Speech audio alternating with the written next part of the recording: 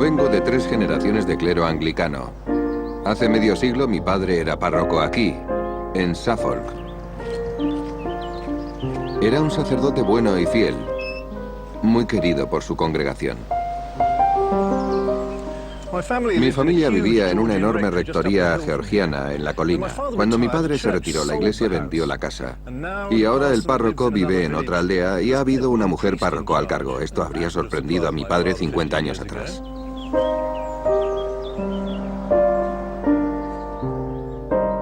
La suya era aún la iglesia de la cristiandad que había persistido desde tiempos del emperador Constantino el Grande. Pero desde niño vi que el tipo de iglesia y de sociedad a la que él servía estaba muriendo. Ahora me describiría no tanto como cristiano, sino como un amigo imparcial del cristianismo.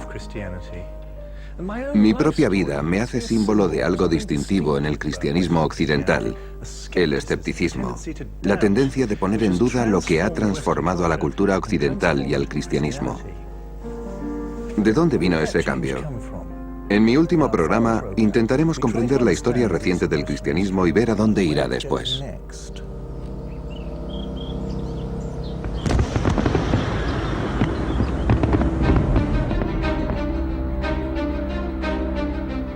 Durante 2000 años, la respuesta cristiana a las grandes preguntas de la existencia era la fe en Dios hecho hombre, en Jesucristo.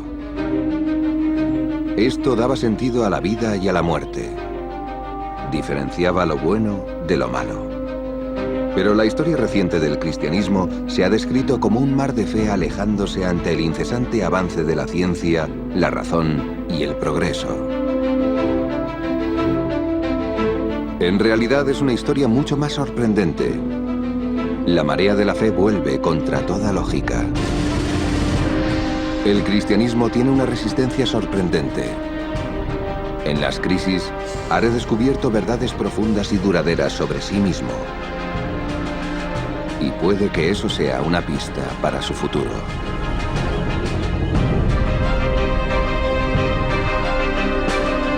Un viaje por la cristiandad.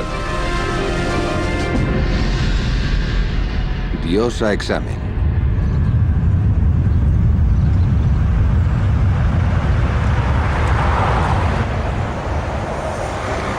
Vivo en Oxford desde 1995. Soy miembro del St. Cross College y profesor en la Facultad de Teología. El pub local es The Eagle and the Child, que puede reivindicar haber formado parte en la historia del cristianismo. Y no solo porque yo lo frecuente.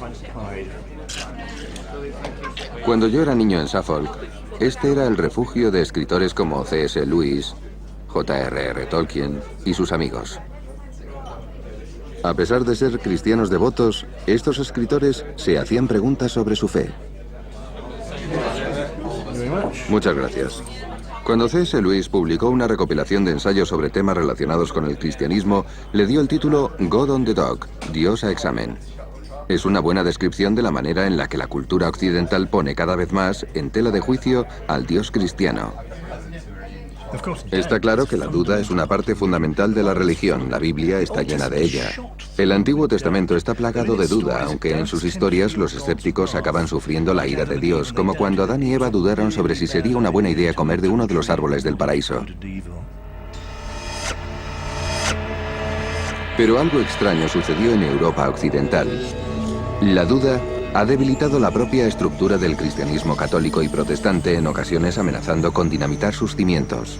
Podemos regresar a las raíces de este escepticismo, al periodo llamado Ilustración, cuando los europeos occidentales comenzaron a plantearse preguntas sobre el poder de los monarcas, el poder del clero y, sobre todo, el poder de Dios. La sabiduría popular nos hace creer que la Ilustración comenzó con los filósofos franceses en los elegantes salones del París del siglo XVIII. Pero yo demostraré que fue en Ámsterdam 100 años antes donde se puso a Dios a examen por primera vez.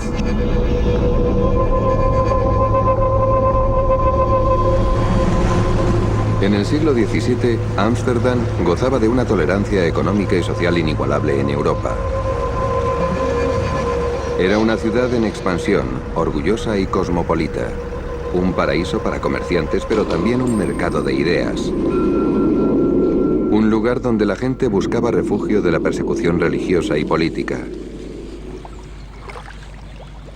Un filósofo joven y brillante que vivía en esta ciudad cambiaría las normas de la religión occidental. Baruch de Spinoza pertenecía a una comunidad de refugiados muy consolidada aquí. Eran judíos sefardíes que fueron expulsados de España y Portugal tras la caída de la Granada musulmana en 1492. Esta fue su sinagoga en el corazón de un próspero y establecido barrio judío. Se puede hacer una idea de la emoción que debió de sentir aquella gente cuando pudieron formar una comunidad establecida. Aquí estaban libres por fin. Al provenir de Inglaterra, este edificio me resulta familiar. Es igual que una de las parroquias que construyó Sir Christopher Wren en Londres al mismo tiempo, en la década de 1670. Tiene todos los elementos. Tiene las galerías, la madera oscura, el encalado, esas enormes ventanas transparentes para que entre la luz y, por supuesto, también es holandesa. Un detalle curioso es el de la arena en el suelo para amortiguar el ruido cuando entra la gente.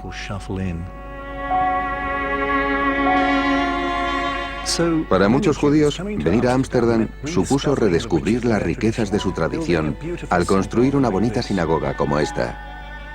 Pero otros refugiados recordaban su sufrimiento, recordaban la Inquisición española. Para ellos, todas las religiones estaban contaminadas por el mismo dogmatismo loco que había avivado la Inquisición. Baruch de Spinoza se sentía así. Y fue más allá, se cuestionó la propia fe. No creía en Dios como un ser supernatural y divino. Tampoco creía en la inmortalidad del alma o en la existencia de milagros. Aún así, el Dios de Spinoza no había desaparecido del todo del mundo. Para Spinoza, Dios y la naturaleza eran uno. Este filósofo era una figura gentil, cortés y austera que se ganaba la vida puliendo lentes para anteojos. Pero para sus enemigos era un monstruo malvado. En 1656, sus relaciones con la comunidad judía de Ámsterdam llegaron a su punto álgido. Rechazó una oferta de 1000 florines para permanecer callado. Cuando tenía 24 años, fue expulsado de la sinagoga de Ámsterdam sin posibilidades de volver. Esta es su orden de expulsión, contra Baruch Spinoza. Al mismo tiempo, tanto los judíos como los cristianos consideraban sus puntos de vista blasfemos y heréticos.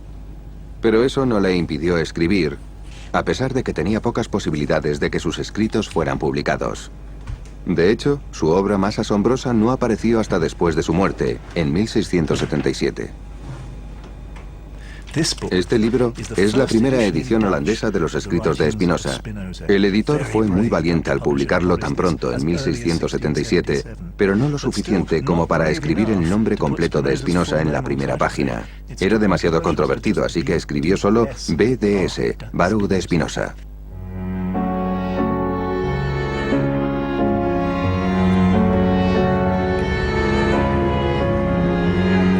Veo a Baruch de Spinoza como el primer escéptico, el primer hombre que se atrevió a romper con el pasado y a cuestionarse si Dios era la respuesta. Esto supuso el comienzo de un fenómeno especial de la Ilustración occidental, un escepticismo abierto sobre si había o no verdades definitivas en los libros sagrados.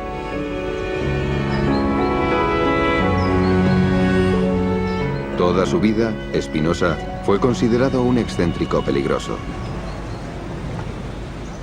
Un contemporáneo suyo de Inglaterra también se planteó dudas fundamentales sobre la naturaleza de Dios, pero a él se le celebra como un héroe nacional.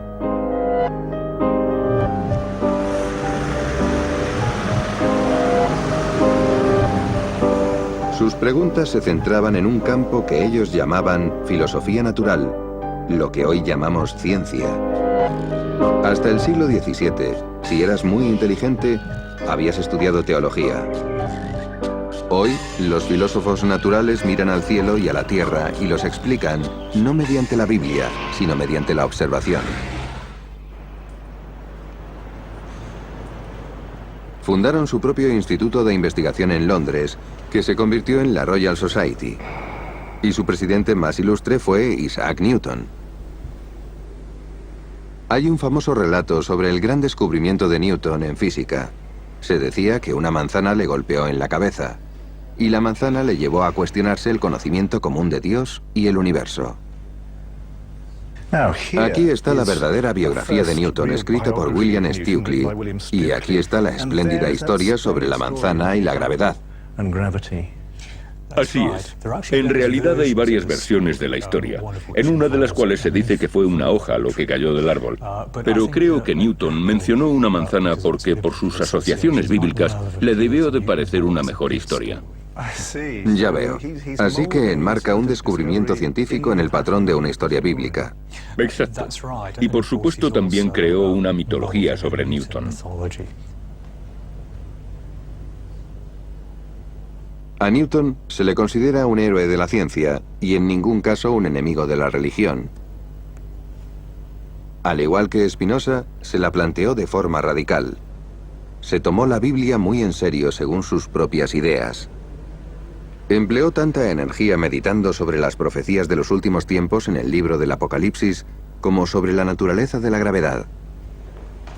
Insistió en que el universo se regía por normas establecidas por Dios el Creador, quien tomó la decisión de dejar el mundo a su suerte. El Dios de Newton se estaba volviendo diferente del Dios de la Biblia.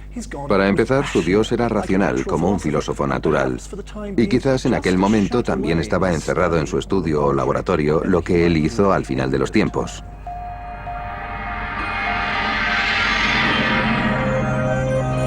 Había multitud de personas en la Inglaterra protestante racional y práctica, entre ellas el clero, que pensaban que lo que decía Isaac Newton tenía sentido.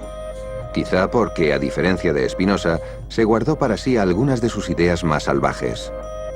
Pero en la Francia católica, las mismas ideas tenían un impacto muy distinto. Aquí no era solo Dios al que se ponía a examen, también a la Iglesia católica.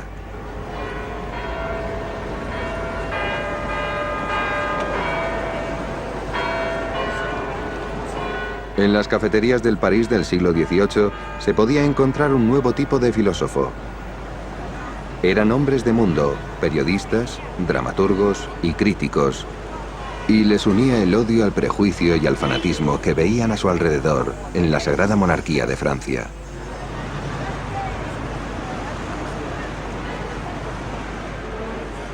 Su rey era un monarca absolutista que insistía en que su poder provenía de Dios y esperaba que la Iglesia estuviera de acuerdo.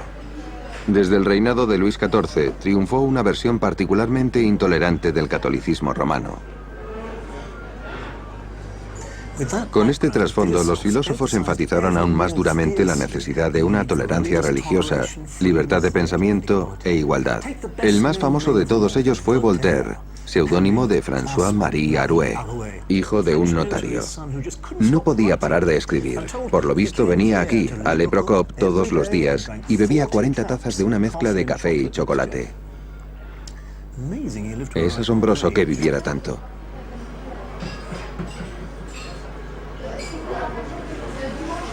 Cuando murió en 1778, a la edad de 84 años, se le negó un entierro cristiano. Hoy, los restos de Voltaire se encuentran en este mausoleo.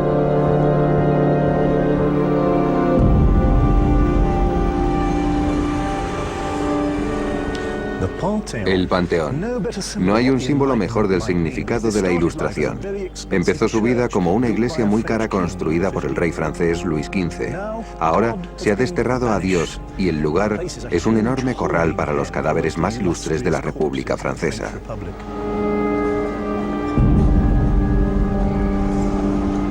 Voltaire es uno de los más famosos de la cripta del Panteón, venerado como uno de los principales profetas de la duda. Le declaró la guerra a la Iglesia Católica, con un ingenio brillante y una ironía feroz. Odiaba lo que él consideraba su autoritarismo, superstición y rigidez dogmática. Pero además de eso, también atacaba la idea de un Dios justo. Al principio Voltaire se suscribió a la idea de un Dios creador benevolente, un árbitro que toma decisiones sobre la moral humana y la justicia. Incluso a los 70 años, dijo, si Dios no existiera, sería necesario crearlo. Eso sugiere que necesitamos a Dios, pero aún así es bastante cínico.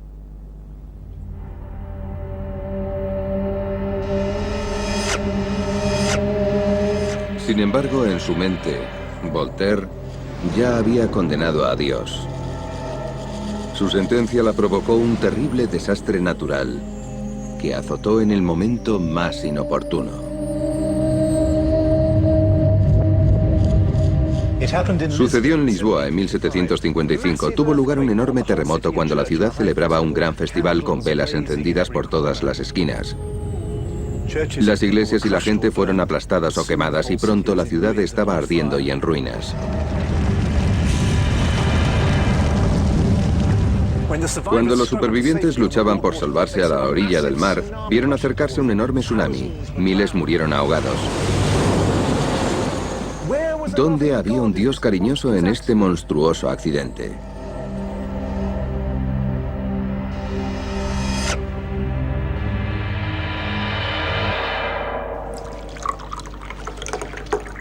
Voltaire estaba consternado por aquellos que creían que el terremoto formaba parte del plan divino de Dios en un mundo perfecto. Su respuesta fue una mordaz novela satírica, Cándido. Cándido es un pobre tonto inocente, que es lo que significa su nombre. Su tutor es el inútilmente optimista Dr. Pangloss, cuyo eslogan era «Todo es para lo mejor en el mejor de los mundos posibles». La historia termina con Cándido dándose cuenta de lo equivocado que está Pangloss.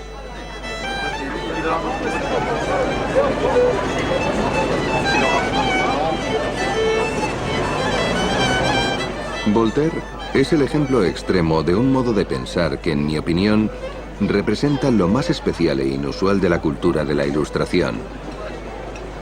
Se aleja constantemente, escruta, compara, examina objetivamente desde cada ángulo. Ninguna creencia se libra. Todas las hipótesis conllevan una advertencia sanitaria. Hay muchas cosas buenas en esto. Puede provocar sensatez, un escepticismo sano, y provoca una confianza en sí mismo que ha hecho de la civilización occidental una de las más dinámicas de la historia.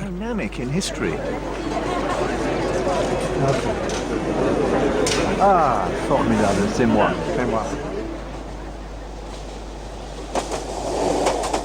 Pero como el propio Voltaire sugirió convencido, nunca es una buena idea ser muy optimista sobre los seres humanos. Su escepticismo, en malas manos, se tergiversó y se empleó para aniquilar a Dios y a todo el cristianismo católico.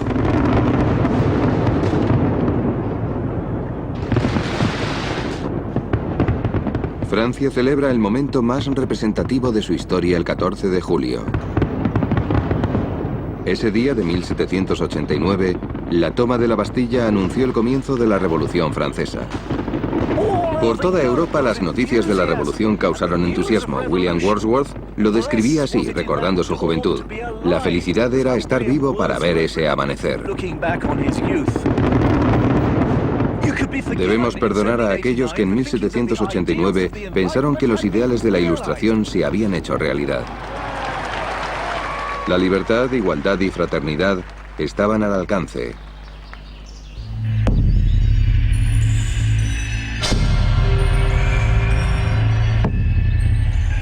Pero se interponían los privilegios sociales y políticos profundamente arraigados en la monarquía francesa y aquellos que la habían apoyado durante los últimos 1500 años. La aristocracia, claro, pero también la Iglesia Católica.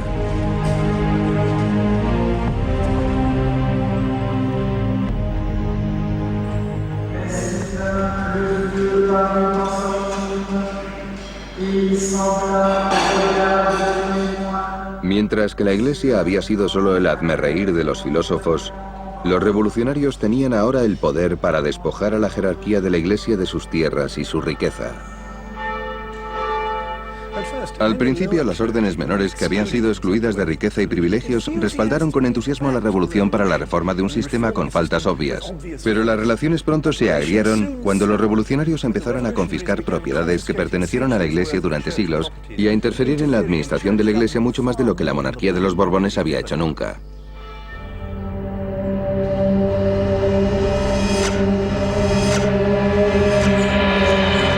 Lo que comenzó como el fin de los privilegios degeneró rápidamente. La revolución empezó a mostrar su lado oscuro. Los revolucionarios sacaron provecho del escepticismo de los filósofos franceses y lo radicalizaron contra la Iglesia a una escala y una velocidad horripilantes. Estos son los restos de más de 100 sacerdotes asesinados el 2 de septiembre de 1792. Fueron mutilados o disparados en los terrenos de este convento carmelita en París. Las masacres de septiembre se extendieron y durante los años siguientes miles de católicos fueron asesinados al oponer resistencia a la revolución en nombre de su fe.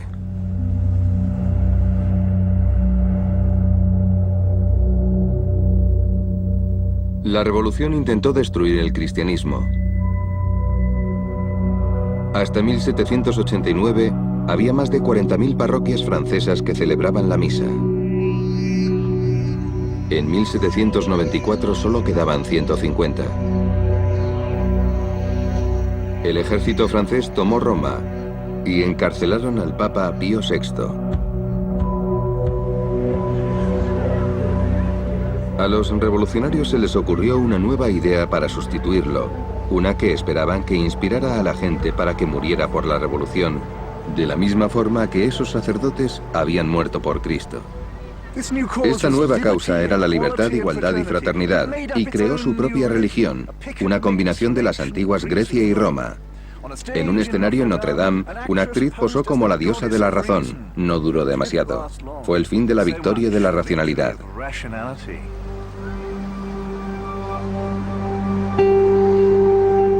La Revolución Francesa no pudo eliminar el dominio del cristianismo sobre la gente.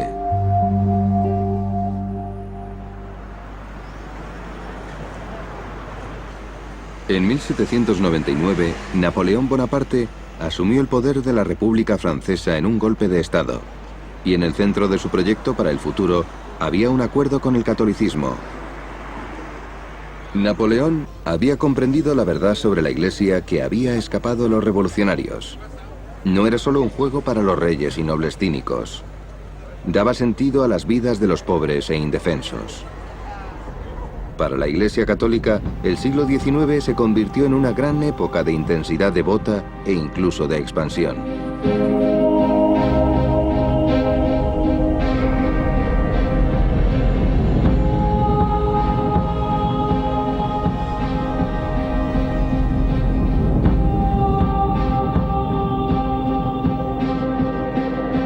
Esta catedral en Bolonia se destruyó por completo en la Revolución. Después fue reconstruida lentamente en estilo barroco y se pretendía que su cúpula fuera la más alta del mundo después de la de San Pedro en Roma.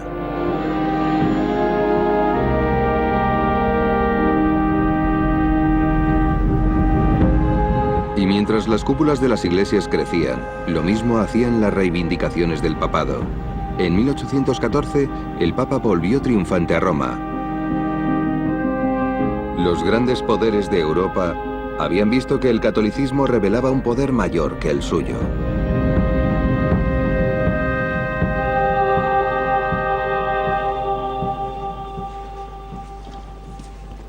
A pesar de la Ilustración y la Revolución, la Iglesia Católica había reemergido más fuerte que nunca.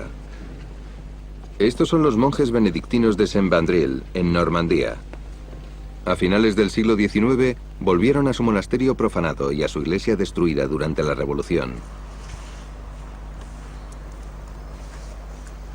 Pero aquí están, viviendo la misma vida que los monjes medievales que les precedieron. Solo que ahora rinden culto en un granero reformado. ¿Considera esto una victoria sobre la Revolución Francesa? No sé si podría hablar de victoria sobre la revolución, pero creo que hemos conseguido superar un trauma que afectó a la Iglesia tanto como al Estado. La Francia actual está dividida y creo que todos los franceses están, en cierto modo, divididos en su interior, a pesar de que no se dan cuenta de ello. Y lo que hemos conseguido es una forma de convivir con nuestro pasado. ¿Un final feliz? Casi. Casi. Nunca hay un final feliz definitivo en esta vida.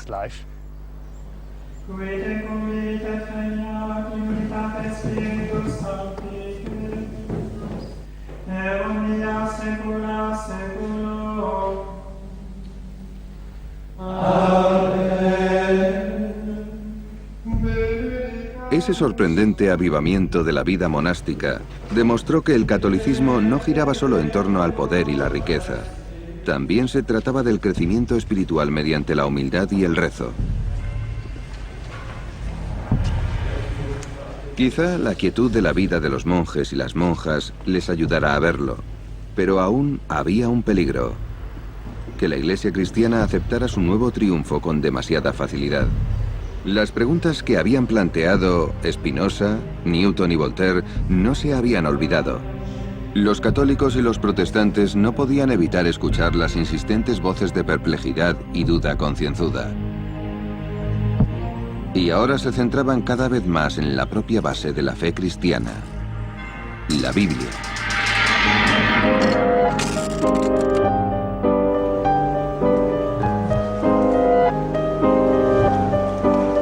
Esta es la pequeña ciudad medieval de Tubinga, en Alemania.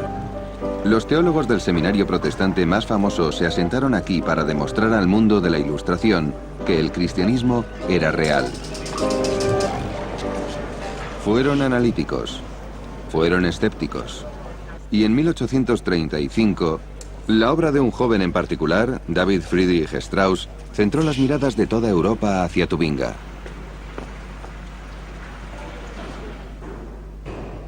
Aquí, en lo que una vez fue la biblioteca universitaria, Strauss escribió un libro atrevido, una biografía titulada La vida de Jesús examinada críticamente. Quería demostrar que era cierto que Jesús había vivido y predicado, pero su Jesús no era el Hijo único de Dios, solo era un hombre. Y la Biblia se convirtió en una creación humana como las obras de Shakespeare. Sus verdades eran las verdades de Hamlet o el rey Lear. Eran verdad, pero no era una verdad histórica.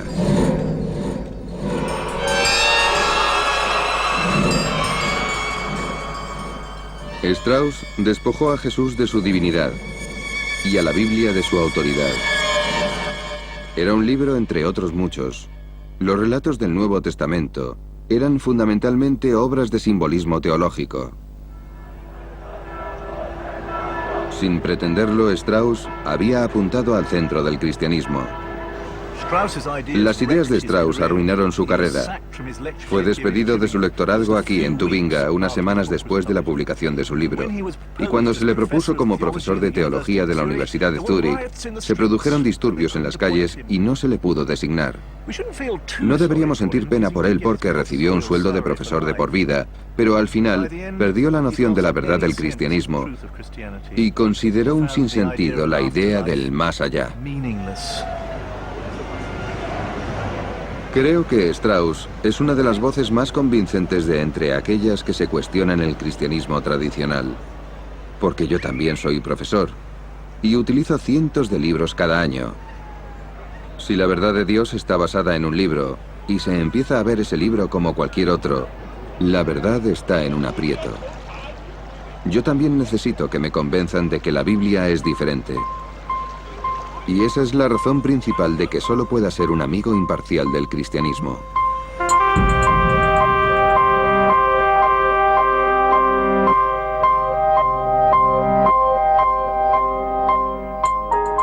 En menos de 2 siglos, las verdades de la Iglesia cristiana occidental se habían puesto a prueba. Newton puso en entredicho la idea de un Dios que interviene en el mundo. Voltaire, la idea de un Dios justo. Los revolucionarios cuestionaron la autoridad de la Iglesia Católica. Strauss, la de la Biblia. Más tarde, Charles Darwin encontró evidencias en los archivos de fósiles para confirmar estas dudas.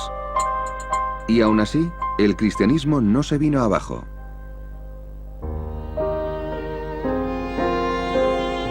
Los ideales de la Ilustración se habían convertido gradualmente en el credo de respetables historiadores, científicos, políticos e incluso obispos.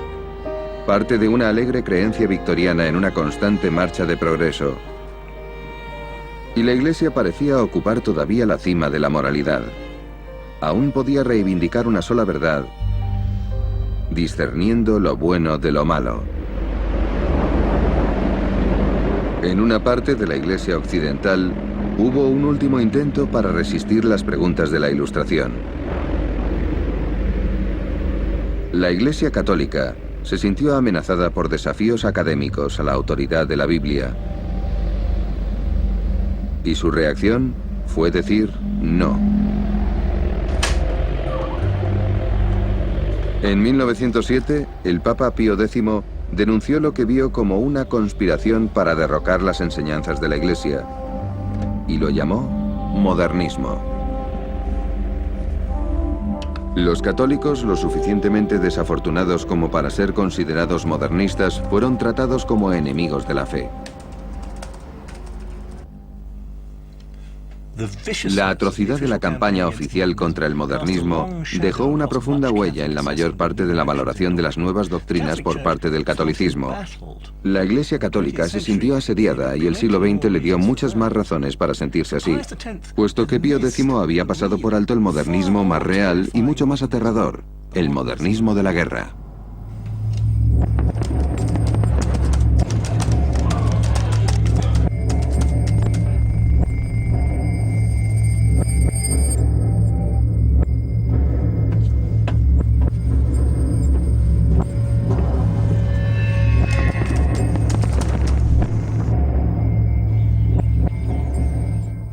Los acontecimientos del siglo XX eclipsaron la Revolución Francesa y tuvieron lugar horrores impredecibles que transformarían la sociedad, la política y el propio cristianismo.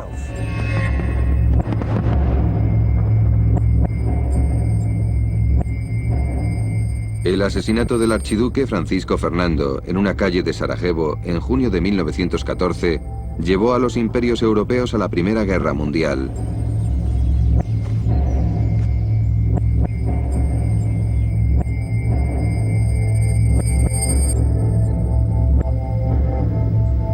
La experiencia visceral de la Gran Guerra hizo resurgir la verdad sin respuesta del cristianismo, su reivindicación de la integridad moral.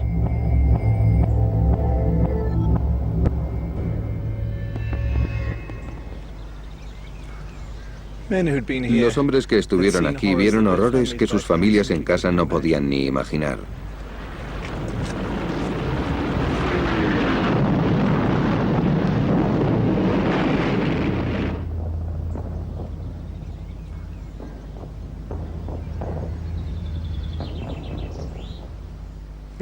Ahora todo está verde y en silencio, todo se ha acabado. El barro, las ratas, el ruido, el estruendo, sobre todo el miedo humano y la sensación de futilidad de pasar una y otra vez por lo mismo. Ya no hay nada.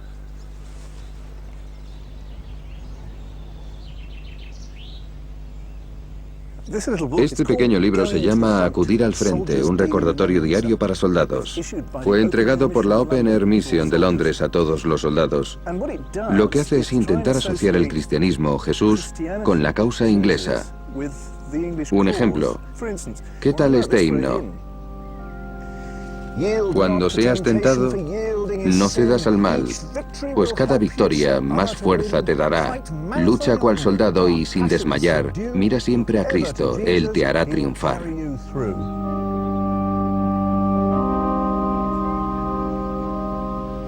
Pone los pelos de punta, sobre todo aquí, en un lugar donde se instaba a los cristianos a que mataran a otros cristianos, que también estaban convencidos de que Dios estaba de su lado. No era la primera vez que se había usado a Dios como oficial de reclutamiento divino, pero era la primera matanza global en su nombre. 10 millones de muertos en 5 años. Hemos venido a Étaples porque este es el mayor cementerio de guerra del Imperio Británico en Francia. Hay gente de India, Australia, Canadá, África. También hay algunos alemanes y me he dado cuenta de que están relegados al final del cementerio junto con las tropas nativas del Imperio Británico. Fue una guerra mundial con muertes a una escala industrial, y no solo muerte en las trincheras, porque la mayoría de la gente enterrada aquí murió en el hospital lentamente debido a sus heridas.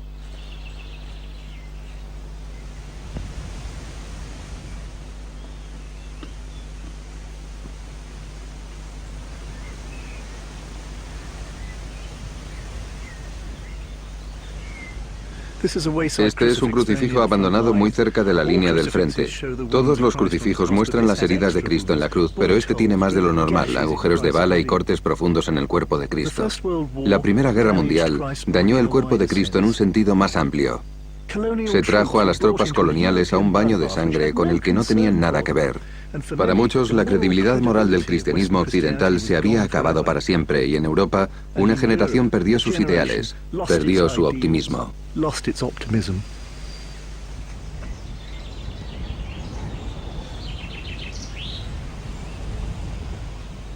Pero el cristianismo se enfrentaba ahora a un terrible reto que, al igual que la Revolución Francesa, amenazaba con destruirlo por completo.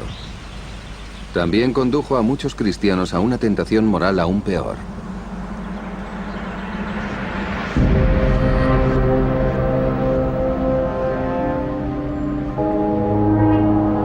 La amenaza provenía de otro descendiente de la Ilustración, el socialismo científico. En su manifiesto comunista, Karl Marx y Friedrich Engels escribieron que la libertad solo sería posible si se abolía la religión. Fue en 1917 cuando se puso en marcha el socialismo científico.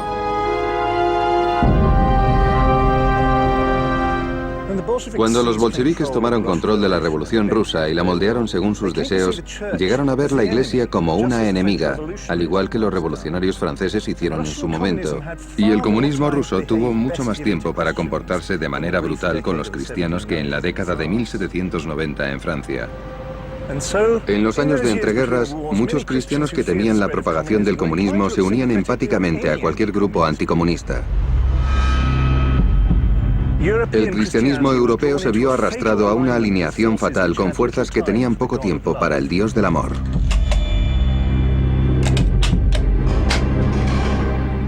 Primero, llegó el acuerdo del papado con Benito Mussolini, que encontró un lugar para la Iglesia en su Italia fascista.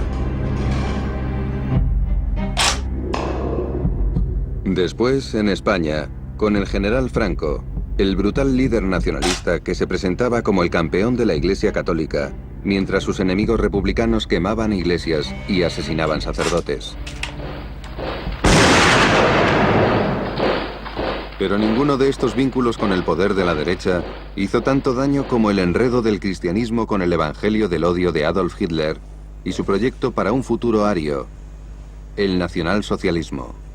Se convirtió en el mal definitivo del siglo XX.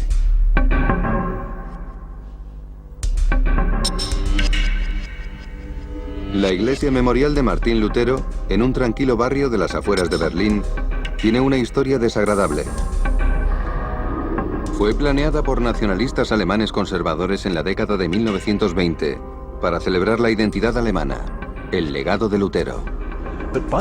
Pero para cuando se terminó de construir en la década de 1930, había sido tomada por los nazis para sus propios propósitos propagandísticos, por lo que el órgano se tocó por primera vez en un congreso de Nuremberg. Para empezar, Hitler quería unir las iglesias protestantes del Estado, casi todas luteranas, para crear una única iglesia nacional, basada en los principios nazis. Para salirse con la suya, nombró a Ludwig Müller obispo del Reich. Müller era el líder de un pequeño grupo que se hacía llamar los cristianos alemanes. Arrancaban el cristianismo de sus raíces judías de forma más radical que cualquier otro grupo cristiano de la historia. Decían que Jesucristo no pudo haber sido judío. Pocas versiones del cristianismo han despreciado abiertamente virtudes como la compasión o la humildad, pero ellos lo hicieron. Se llamaban a sí mismos soldados de asalto de Jesucristo. Todas las esvásticas que decoraban la iglesia han desaparecido. Han sido eliminadas de la piedra y borradas del techo. Sin embargo, queda lo suficiente como para reprocharle al cristianismo su colaboración con el nazismo.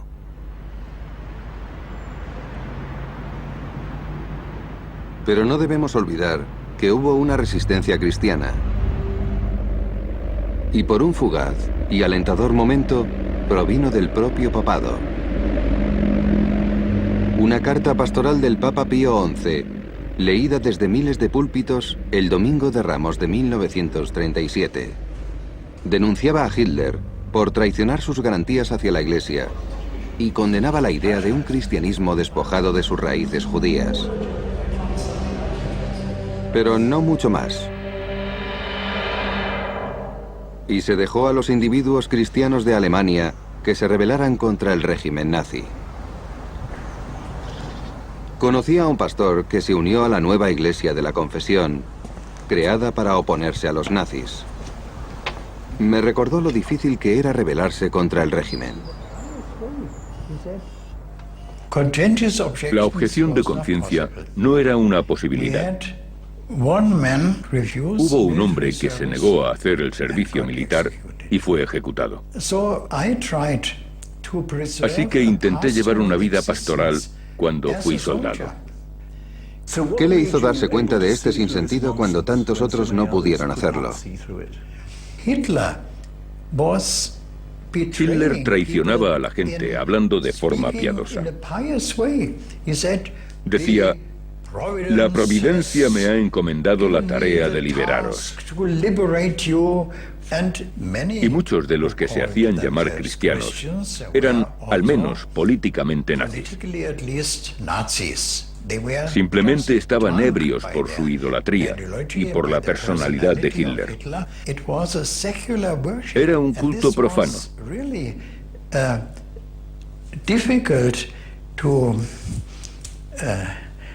Y era muy difícil de minar. Pero debió de haber sido obvio lo peligroso que sería desde el principio ser miembro de la Iglesia de la Confesión. No, no se puede leer la historia empezando por el final. No nos imaginábamos lo que pasaría después.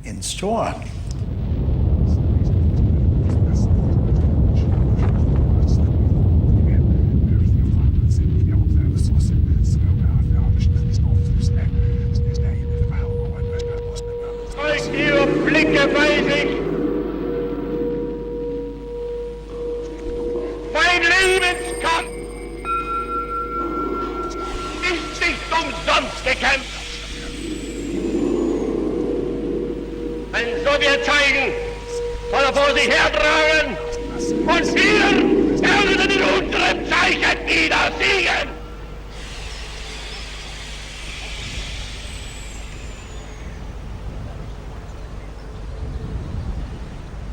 Mientras el mundo se desmoronaba, se estaba llevando a cabo uno de los mayores crímenes contra la humanidad con una eficiencia implacable por toda Europa.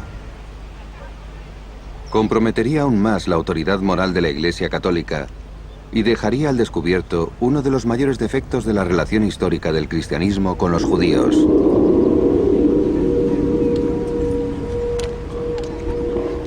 Esto es Auschwitz, en Polonia, el mayor de los campos de exterminación de Hitler. Es un cementerio sin tumbas para más de 1,5 millones de personas.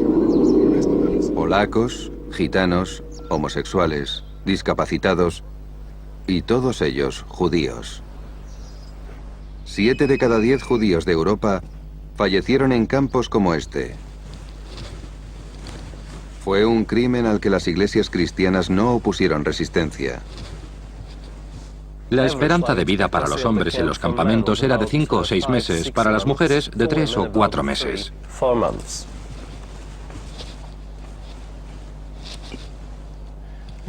Es un lugar deprimente. Dígame cuánta gente podría haber aquí dentro.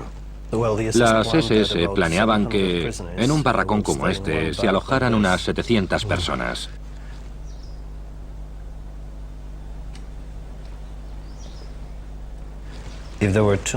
Si había más gente que literas, los prisioneros dormían en el suelo. Ya.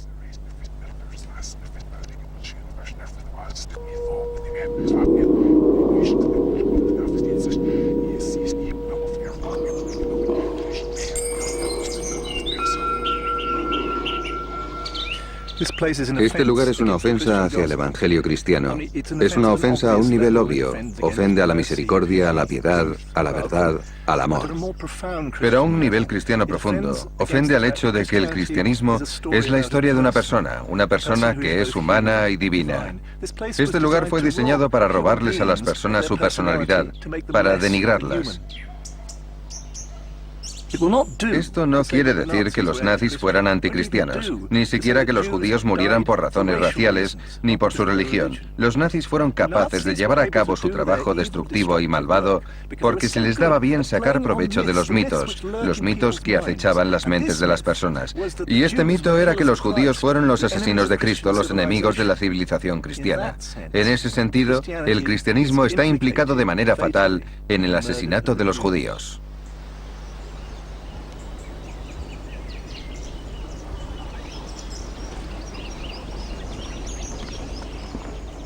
Es duro para mí enfrentarme a esto como heredero de un cristianismo considerado y tolerante en Inglaterra. Sé que muchos cristianos no estarán de acuerdo conmigo y considerarán ofensiva esta conclusión. Pero esta es mi postura, no puedo hacer otra cosa.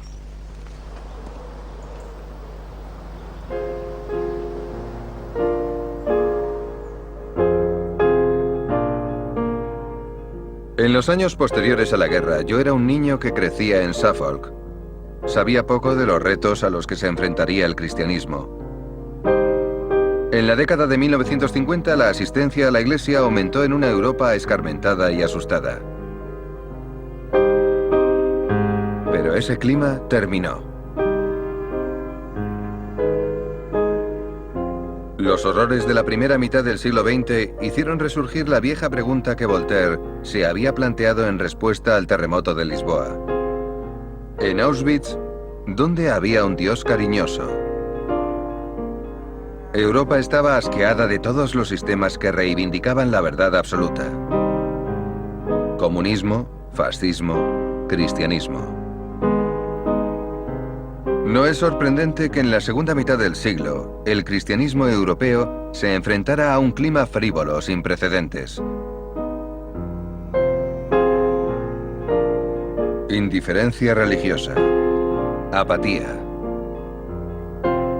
Los cambios sociales produjeron una actitud más relajada hacia el sexo y el matrimonio, movimiento entre clases sociales y más elección individual. A pesar de ello, poca gente eligió pasar los domingos en la iglesia. ¿Qué tipo de cristianismo podría sobrevivir tal alejamiento de la cristiandad?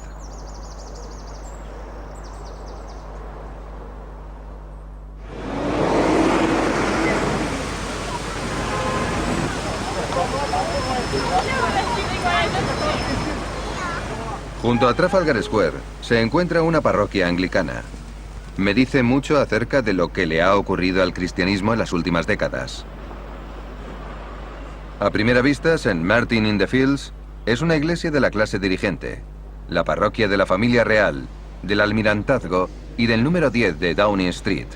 Pero no es eso por lo que es conocida de manera internacional. St. Martin ha abierto nuevos campos al explorar lo que podría haber supuesto ser una iglesia en una época de laicismo y escepticismo. Históricamente siempre ha estado rodeada de controversia. Entre las dos guerras mundiales hubo pacifismo. Amnistía Internacional fue ideada en uno de estos bancos. Desde la guerra, St. Martin ha dirigido su propia unidad de asistencia social para los sin techo, y Shelter, la obra de beneficencia para los sin techo, se fundó sobre dicha base. En realidad es una iglesia que ha tomado sus propias decisiones en las cuestiones morales que han dado forma al último medio siglo. No hay duda de que formamos parte de la clase dirigente británica y la verdad es que se nos da bastante bien ser subversivos y minarla también. Estamos puerta con la Casa de Sudáfrica y desde finales de los años 50 hemos apoyado desde aquí el movimiento anti-apartheid. Es duro recordar lo controvertido que fue. Pero si nos remontamos a la señora Thatcher, hablando de Nelson Mandela como de un terrorista en los años 80, nos hacemos una idea de ello. Esperemos tener el valor de abrir nuevos campos y que si cometemos errores, nos sirva para aprender de ellos. Creo que la mayor prueba a la que se ha enfrentado la Iglesia en el último medio siglo ha sido la revolución para comprender el género, el sexo y la sexualidad. Es el asunto que ha cristalizado los 3 siglos de debate desde Spinoza. ¿Cómo tomamos los humanos las decisiones morales? ¿Dónde encontramos la autoridad para tomarlas? Es algo sobre lo que he estado pensando mucho, por ejemplo, ser un hombre gay en medio de la lucha de la Iglesia sobre el sexo. ¿Qué pasa con el género y la sexualidad? ¿Qué pasa con ese asunto que ha creado tanta ira y conflicto? Creo que ese asunto no se trata solo en la Iglesia, sino que es un tema de todo el mundo, ¿no es así? Me refiero al debate que ha surgido acerca de la despenalización de la homosexualidad, de la equiparación de la edad de consentimiento sexual. Ha habido un proceso con el que la Iglesia no se ha sentido cómoda. Y la dificultad para nosotros se encuentra en que las Escrituras no dicen nada sobre relaciones fieles entre personas del mismo sexo. Por tanto, lo que se condena en la Biblia no es lo que estamos viviendo ahora. Está diciendo algo muy sorprendente, que la Biblia no tiene respuesta a una pregunta muy importante. Creo que la Biblia sí tiene una respuesta. No es lo mismo en absoluto. Creo que la respuesta de la Biblia es que lo que importa entre los seres humanos son las relaciones afectuosas y fieles.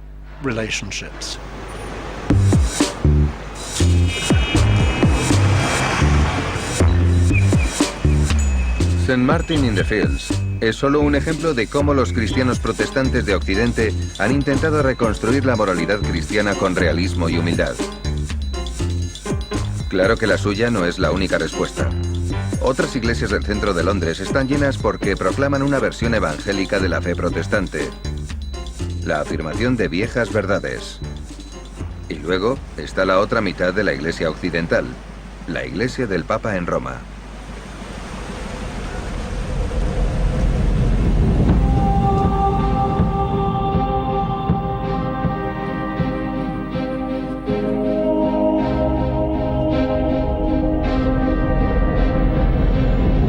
El gran acontecimiento católico del siglo XX fue el Concilio Vaticano II, convocado de forma inesperada en Roma por el Papa Juan XXIII en 1962. Este concilio convirtió el culto en latín a las lenguas de la gente. Llegó a los cristianos protestantes y ortodoxos, pero también se disculpó ante los judíos por casi 2 milenios de antisemitismo cristiano. Y rompiendo con el pasado, el concilio sugirió que la Iglesia no tenía todas las respuestas después de todo.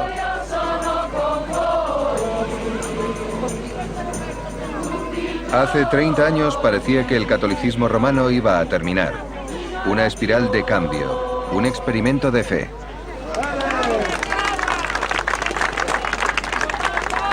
Pero en 1978, Juan Pablo II, un obispo polaco, pasó a ser papa. En el concilio, él había votado sistemáticamente contra todas las decisiones principales. Desde entonces ha habido una lucha por el alma de la Iglesia Católica. El instinto del papado ha sido emitir órdenes desde lo más alto para reafirmar viejas verdades en un mundo cambiante. Los católicos, así como los protestantes, están divididos respecto a las preguntas que Spinoza planteó hace 3 siglos.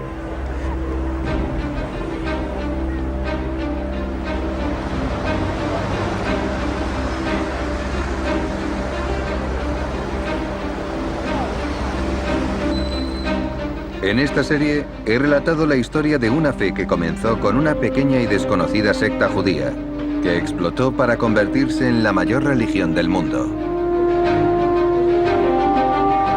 La historia del cristianismo ha sido el renacimiento interminable de un encuentro con Jesucristo, el Hijo de Dios resucitado.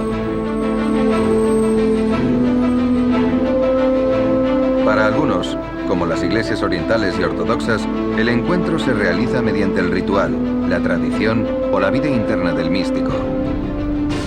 Para los católicos occidentales, mediante la obediencia a la Iglesia. Para las iglesias protestantes, mediante la Biblia. Y es la variedad lo que es tan extraordinario en el viaje del cristianismo. Ha llegado a todos los continentes y se ha adaptado a nuevas culturas. Es el sello de una religión mundial.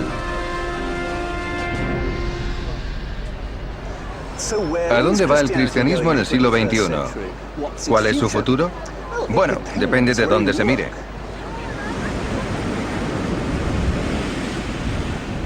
En mis viajes por Latinoamérica, África y Asia, me ha impactado la gran exuberancia de la vida cristiana. Los pentecostales en particular podrían sorprendernos.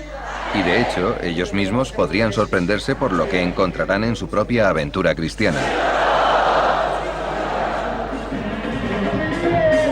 Fuera de Europa, el número de cristianos está aumentando a un ritmo espectacular. Pero en Occidente está cayendo.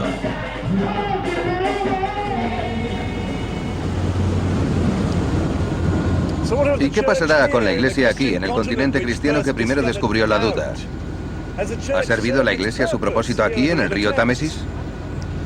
Cuando era joven, el Támesis en Londres era un río muerto, sin peces y con sus muelles cerrados y desmoronándose, sin vida. Y mira ahora. Si algo nos enseña la historia de la Iglesia, es que tiene una habilidad para reinventarse a la vista de nuevos peligros. El mundo moderno tiene mucho que mostrar a la Iglesia. Escepticismo, libertad, elección. Pero la modernidad no puede escapar a las preguntas más antiguas sobre los turbios asuntos del ser humano. Preguntas sobre el bien y el mal, el propósito y el significado. Un sabio y anciano fraile dominicano me recordó una vez las palabras de Santo Tomás de Aquino. Dios no es la respuesta, es la pregunta. Mientras la Iglesia siga intentando plantear la pregunta, nunca morirá.